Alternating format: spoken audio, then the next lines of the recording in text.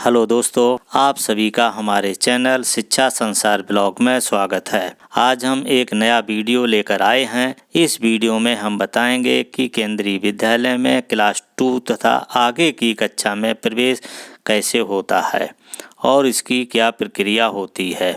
Admission के क्या नियम हैं, फार्म कहां से मिलता है, फार्म कैसे भरा जाएगा और कहां जमा किया जाएगा, ये सभी जानकारी हम देंगे। क्लास सेकंड से आगे की क्लास की एडमिशन की जानकारी क्लास फर्स्ट के शेड्यूल के साथ ही आ जाती है। जैसे ही क्लास फर्स्ट का नोटिस आएगा उसमें क्लास 2 और आगे की जानकारी आपको मिल जाएगी। फिर जो इसका नोटिस आता है वो उस केंद्रीय विद्यालय द्वारा निकाला जाएगा। जिस केंद्रीय विद्यालय में सीट खाली होती है, मान लीजिए आपके केंद्रीय विद्यालय में सीट खाली है किसी भी क्लास, मान लीजिए class 2, class 3, class 4, class 5, class 6, class 7, class 8 तथा क्लास 9 तक किसी भी क्लास में अगर सीट खाली है वो केंद्रीय विद्यालय नोटिस निकालेगा।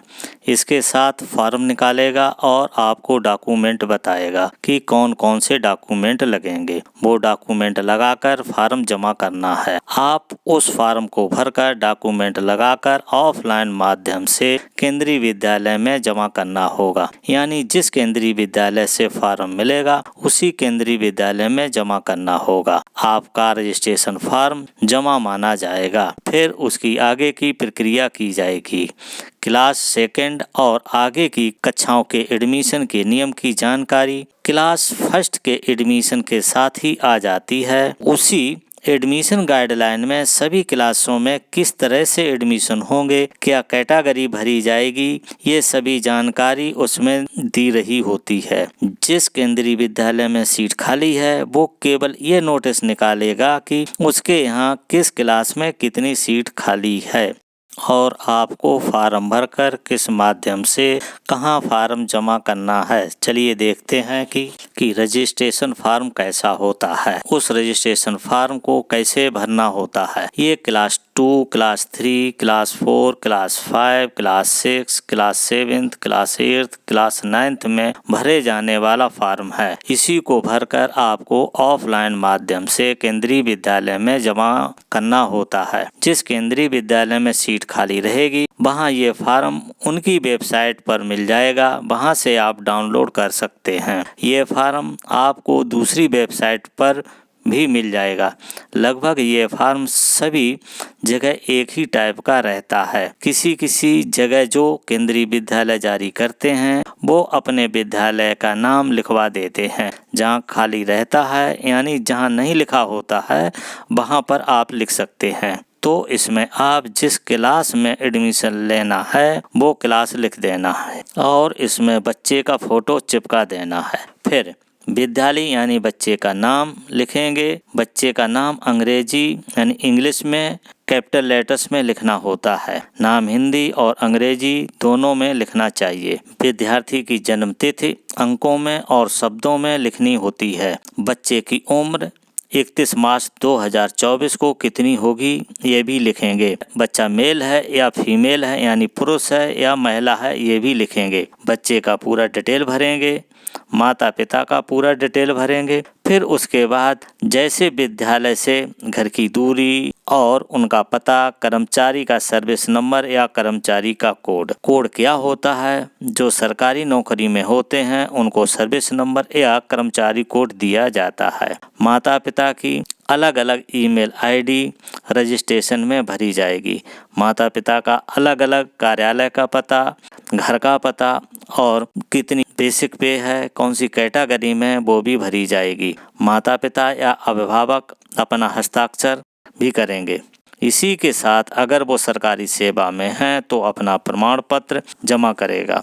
अगर वो केंद्रीय कर्मचारी है यानी सेंट्रल गवर्नमेंट एम्प्लॉय है तो केंद्रीय सरकार वाला भरेगा। अगर वो राज्य सरकार यानी स्टेट गवर्नमेंट का कर्मचारी है तो वो राज्य सरकार यानी स्टेट गवर्नमेंट वाला भरेगा। इन प्रमाण पत्रों जो भी आपके ऊपर लागू होता हो को भरकर अपने कार्यालय के इंचार्ज से हस्ताक्षर यानी साइन कराकर और मुहर लगवा करके विद्यालय में जमा कर दे। नेक्स्ट है स्थानांतरण संख्या प्रमाण पत्र यानी certificate of number of transfer. जैसे वो केंद्र सरकार का कर्मचारी हो या राज्य सरकार का कर्मचारी हो, उसको इसी प्रारूप में यानी इसी फॉर्म में भर के देना है।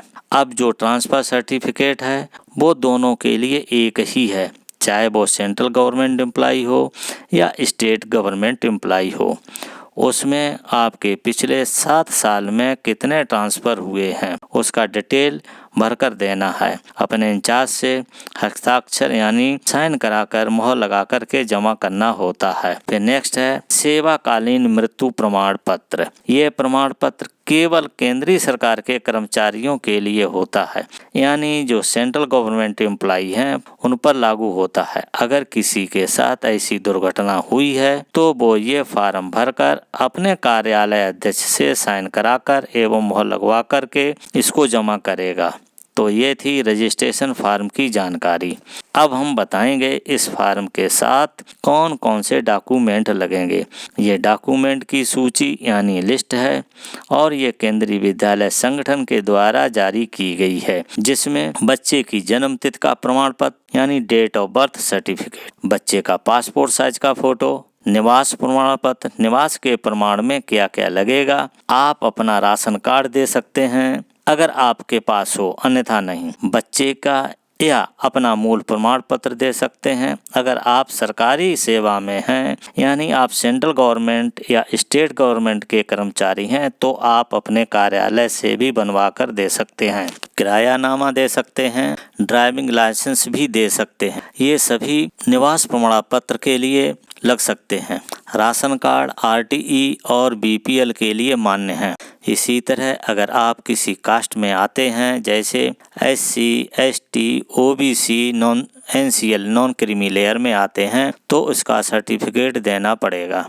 अगर कोई बच्चा या बच्ची दिव्यांग है तो उसे दिव्यांगता का प्रमाण पत्र देना होगा। अगर कोई सरकारी नौकरी में है तो उसका सर्टिफिकेट। अगर बच्चा ट्रांसफ़र होकर आया है, ये क्लास 2 और एबव यानी क्लास 2, 3, 4, 5, 6, 7, 8, 9 और 11 के लिए है। अगर बच्चा कहीं से ट्रांसफ़र होके आया है, दूसरे स्कूल में पढ़कर आया है तो ट्रांसफ़र सर्टिफिकेट देना होगा।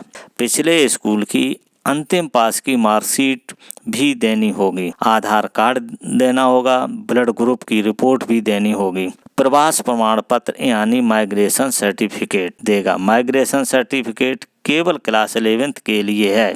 इतने डॉक्यूमेंट आपको लगाने होते हैं। ये सभी के लिए ज़रूरी नहीं होते हैं। इसमें से जो रिलेटेड है, जैसे जो जनरल है उसे SC, ST, OBC का सर्टिफिकेट नहीं देना होता है। सामान्य है यानी दिव्यांग नहीं है तो उसे दिव्यांग का सर्टिफिकेट नहीं देना होगा। इसी तरह से जो आपको लागू हो यानी जो आपके ऊपर लागू होता हो उसे देना है। इससे बच्चे की जन्म तिथि का प्रमाण पत्र, बच्चे का फोटो, निवास प्रमाण पत्र और आप सरकारी नौकरी में हैं तो सर्विस सर्टिफिकेट, ट्रांसफ़र सर्टिफिकेट, ये सब आपको देने पड़ेंगे।